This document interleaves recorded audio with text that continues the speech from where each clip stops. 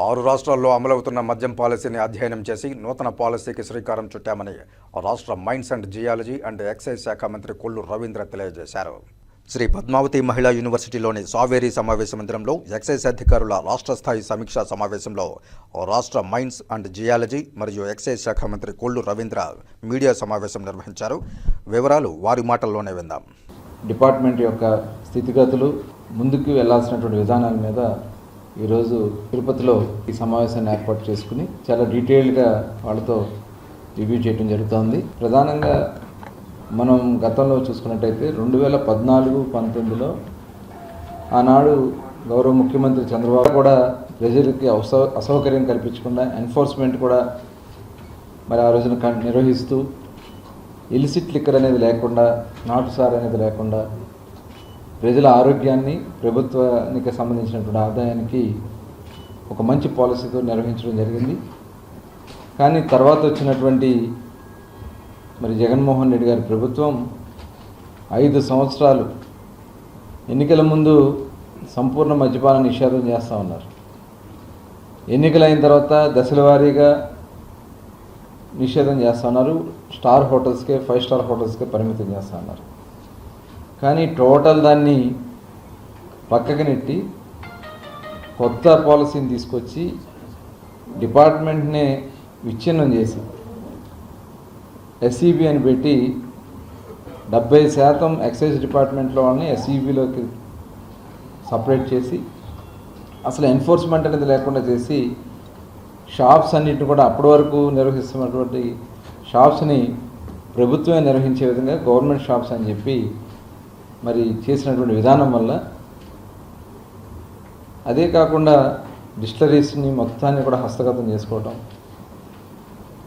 Multinational company brands అన్నిటిని కూడా ఉక్కుపాదం మోపి వాటిని అణిచేయటం, కేవలం వాళ్ళకి సంబంధించినటువంటి కంపెనీలకే మొత్తం రాష్ట్రంలో ఉన్నటువంటి ఆ బ్రాండ్లు మాత్రమే అవైలబిలిటీ ఉండే విధంగా ఏర్పాటు చేయటం. దీనివల్ల ప్రభుత్వం ఆదాయం కోల్పోయింది, ప్రజల ఆరోగ్యం కోల్పోయారు. ఇదే కాకుండా విచ్చలవిడిగా విపరీతంగా నాటుసారా, నాన్ డ్యూటీ పెయిడ్ లిక్కర్ కూడా రాష్ట్రంలో విచ్చలవిడిగా మరి రావడం జరిగింది. దానివల్ల చాలామంది ప్రాణాలు మరి వివిధ రకాలైనటువంటి వ్యాధులతో కోల్పోయినటువంటి పరిస్థితి కూడా మనం చూసాం. ఈరోజు మళ్ళీ కూటమి ప్రభుత్వం వచ్చిన తర్వాత గౌరవ ముఖ్యమంత్రి గారు చాలా ఒక క్యాబినెట్ సబ్ కమిటీని కూడా ఏర్పాటు చేసి మిగతా రాష్ట్రాలు, ఒక 6 రాష్ట్రాలు 7 రాష్ట్రాల్లో మొత్తం కూడా టీంలు పంపించి అక్కడి నుంచి రిపోర్ట్స్ తెప్పించుకొని మొత్తం కూడా జాగ్రత్తగా మనం ఈ విధానాన్ని అమలు చేయాల్సినటువంటి అవసరం ఉందని చెప్పి చేసుకుని కొత్త పాలసీ తీసుకొచ్చాం.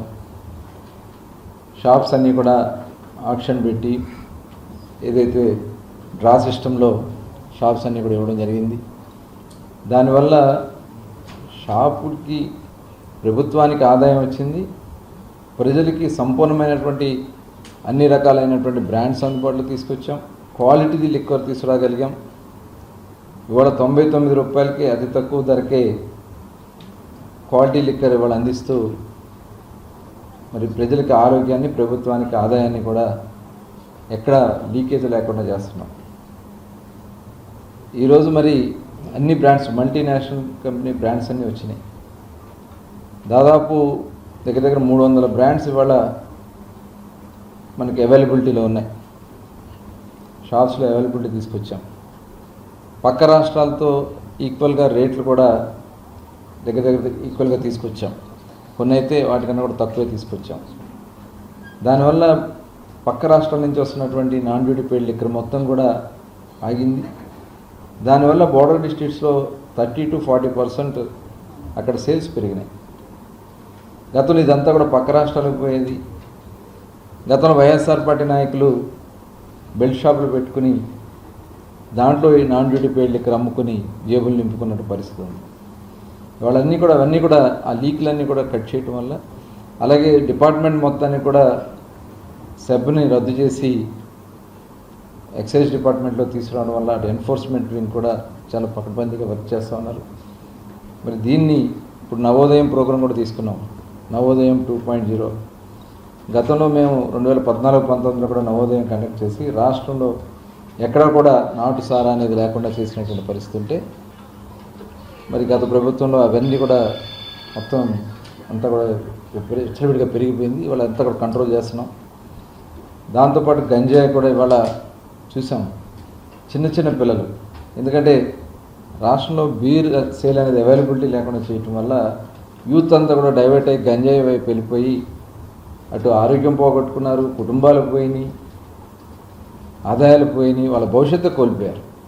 ఇవాళ అందుకని మొత్తం గంజాయి మీద మరి గౌరవ నారా లోకేష్ గారు, హోమ్ మినిస్టర్ గారు ఒక సబ్ కమిటీగా మేమందరం ఉండి ఈగల్ టీమ్స్ని ఏర్పాటు చేసుకుని ఈగల్ టీమ్స్ ద్వారా మొత్తం ఈ గంజాయిని రాష్ట్రం నుంచి తరిమేయడానికి అన్ని విధాలు కూడా మేము కృషి చేయడం జరుగుతుంది.